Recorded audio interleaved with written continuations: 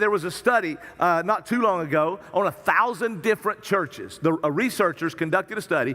They said, okay, we're going to take 1,000 different churches. They surveyed the members of 1,000 churches.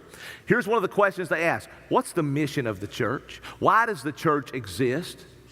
Now, to be quite honest with you, I hope if they ask LifePoint this question, the answers would be different. But 89% of the members of 1,000 churches responded by saying that the church exists to meet the needs of me and my family. 89%. That's not just most. That's an overwhelming, sad majority believe the church exists to meet the needs of me and my family. Now, folks, don't get me wrong and don't mishear what I'm saying. The church should be a place where your needs are met. We're a family here. You meet the needs of your family, right? It should be a place where your needs are met. So don't hear me to say we're not interested in your needs at all. But we must understand and get first things first and know why we exist, right? Those things happen as we do what we were created to do. We exist to share the gospel with all nations, everyone, everywhere, so people will be saved and God will be worshiped. And when we get that upside down, it leads to divided and diseased churches.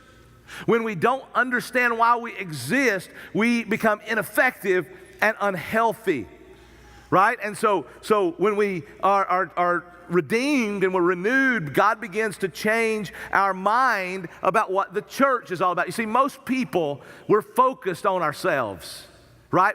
We have this focus to where we're the center of the universe and everything's about us, and we want and we see it. I mean, all we got to do is look at our world.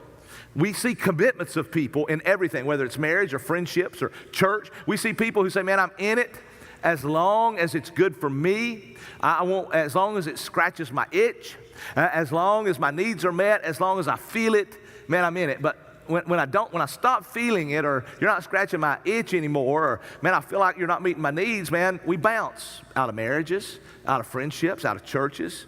Man, but here's what happens. When your mind is renewed, your marriage becomes much stronger, much richer. Your friendships become much richer. Your churches become much richer. Why? Because now it's like I'm not the center of everything. Now I'm more interested in serving than I am in being served. I'm more interested in giving than getting.